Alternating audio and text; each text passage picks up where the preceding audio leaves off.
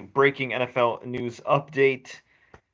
So, we got the Patriots 53-man roster. It is cut day. Unfortunately, it is just crazy right now. My alarms are absolutely buzzing. My notifications are buzzing. And the reason that my work phone, my personal phone, my Samsung watch are buzzing right now is because people blew up my phone to tell me that Cam Newton was cut by the New England Patriots. I didn't believe it at first. I'm like, come on, man, you're just messing with me. But then I went online, went on Twitter, and according to the Boston Globe, it is official. Cam Newton has been cut by the New England Patriots. The former NFL MVP, just what, 5, 6 years ago, led the Carolina Panthers to the Super Bowl. And in some ways, it's kind of stunning. In some ways, it isn't. By the way, for people watching the live stream, shout out to Jamari and Ladale. Man, a few things here. The name Cam Newton and the word cut is still shocking to me. A guy who watched Cam Newton his whole career, big fan of his play. I think a borderline kind of Hall of Fame guy where he sits at this point. You can make the strong argument he should be just because he played the quarterback position in a way nobody had played it before in his prime. But he's obviously in recent years dealt with a lot of injuries. I believe last year he also dealt with COVID. The Patriots offense wasn't all that great. Some people put it more on the receivers and Bill Belichick's lack of surrounding talent around him and whatnot. And all those are certainly factors, but at the end of the day, besides the head coach, who's going to get the blame? The quarterback. And Patriots were far from great. Missed the playoffs for the first time since '08, back when Tom Brady went down with that knee injury, and they had some guy named Matt Castle at quarterback, although they, believe it or not, went 11-5 and still missed the playoffs that season. So fast forward now, 2021's coming up, and what happens? They draft Mac Jones. Mac Jones, highly regarded prospect. You can make the argument where you slot him. Me personally, and I could be completely wrong in this one, I think out of all the high-profile quarterback draft picks, he's probably at the lower end. I think right now, my opinion, I think Trevor Lawrence, Justin Fields, and honestly, I think that the gap between Fields and Lawrence isn't all that big, especially given their respective situations. And poor Trevor Lawrence has his hands full. Trey Lance, I mean, the guy could be a phenom. Didn't play a lot in college, but could be a phenom. And then you got Mac Jones. And there's a lot of pressure on Mac Jones because you could count the number of starting quarterbacks for the Patriots the last 20 years on like one hand, right?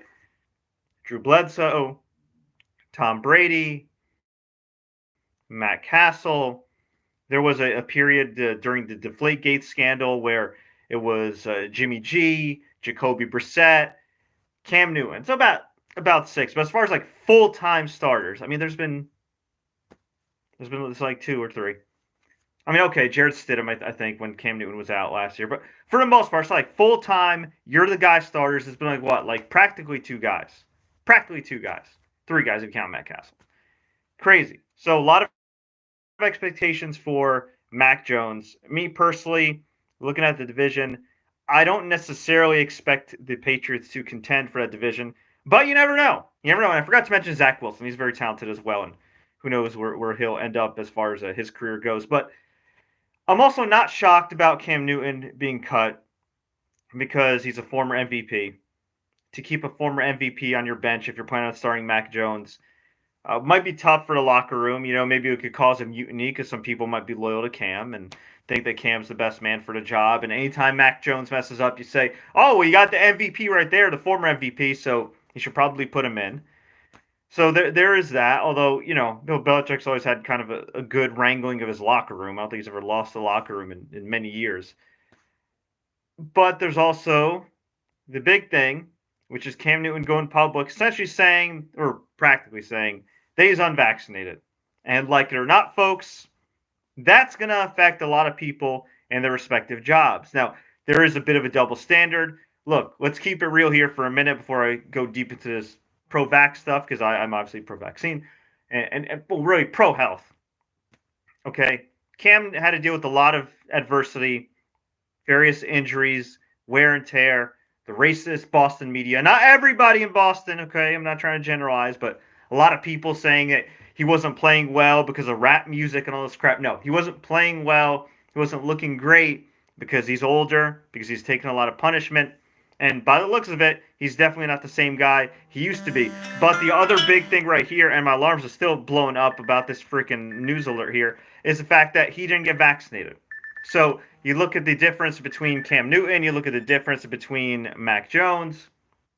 Well, when one player is not vaccinated, when another player is, and he's the future, you're going to make the easy decision, and I guess it was the easy decision for Bill Belichick, and it's unfortunate. Again, my apologies for all the alarms. I'm literally getting ESPN alerts, Bleacher Report alerts about this whole damn thing, but it's disappointing. I'm rooting for Cam Newton. I want to see him succeed, but man, like, should probably get vaxxed, man. The amount of stuff that these players have probably put into their bodies, legally, of course, and most people, it's probably worse than a vaccine. Just my humble opinion. But if you're a professional athlete, I mean, come on, man. The other thing, I know a lot of people will point to this. Well, why wasn't Kirk Cousins or something like that cut who's unvaccinated, or Lamar Jackson or something like that? Well, there's a big reason for that. And the big reason for that is those guys are much younger. In the case of Lamar Jackson, I mean, Lamar Jackson's still really young and only a couple seasons removed from an MVP season. In the case of Kirk Cousins, no matter how overrated you think the guy is, he's firmly planted as the starting quarterback of the Minnesota Vikings. And on top of that, he's got guaranteed money. He didn't sign for the league minimum. And on top of that, with Kirk Cousins, well, Kellen Mond, last time I checked, the guy they drafted to potentially replace him, is also, to the best of my knowledge, still unvaccinated. So, and they actually have the lowest vaccination rate in the league, or did, as of like a couple weeks ago. So, unfortunately, depending on your position, your youth, where you're at, your contract, yes, the rules are unfortunately different. And they are indeed different for Cam Newton. He bet on himself. He also bet on his immune system, was out for those few days, like 5 days, which gave Mac Jones more reps to look good. And here we are. Do I think another team should pick up Cam Newton? Yes. Do I think they should think twice if he's going to remain unvaccinated? Unfortunately, the Cam Newton fan in me says yes. But let's go to some of the comments here. Raccoon Plays says, I don't agree with the Pats, and I'm a Pats fan. Thomas Metal 75, I live 10 to 15 minutes from Gillette Stadium, and I can agree with them cutting Cam. They should develop Mac this year. Yeah, it makes sense. Look, whether Mac's a bust or a stud or somewhere in between, yeah, I guess you got to develop him. That being said, I want to say this too. For all the talk about Cam this and Cam that and his ego and whatever the case may be, by all accounts, he was a great teammate for the New England Patriots, and Bill Belichick really liked him. So I would imagine, while Bill is cold-blooded and normally has ice in his veins, it probably did pain him a little bit to get rid of Cam Newton. He proved he can take the starter position. We will have a killer team this year. Okay, Thomas Meadows says that in reference to Mac Jones.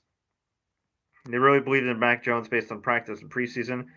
I mean, I guess they did. I mean, look, Bill's made some gambles before in his career. This is certainly a big one. Do I think if the Patriots suck this year, this is going to jeopardize his legacy or anything? No. I mean, Bill Belichick's got 6 Super Bowls. He's going to be fine. But it will make for some fun banter. Tom Brady already won a Super Bowl in year 1 without Bill Belichick. Bill Belichick, as a head coach, never won without Tom Brady. Okay, how come any unvaccinated player at Cam can't just be tested on a daily basis? I think that's a reasonable compromise. In theory, it's a reasonable compromise, but I mean, I want to try to be nice when I say this. All right. Okay, there's the blunt answer, which is just get your ass vaccinated. You're playing professional football. This isn't just about you and your personal health choice. You're affecting other people around you. Never mind the people you have at home. Number 2, NFL's a business, right? And at the end of the day, while they may tolerate an X number of unvaccinated players and everything else, again, the rules are different for everybody depending on who you are and where you're at in your respective career. And some teams may just say, you know what? I don't want to deal with that burden. I mean, the Atlanta Hawks, shout out to them, 100% vaccination rate for a team in Georgia. Okay? Georgia doesn't give a damn. And they got 100% vaccination rate.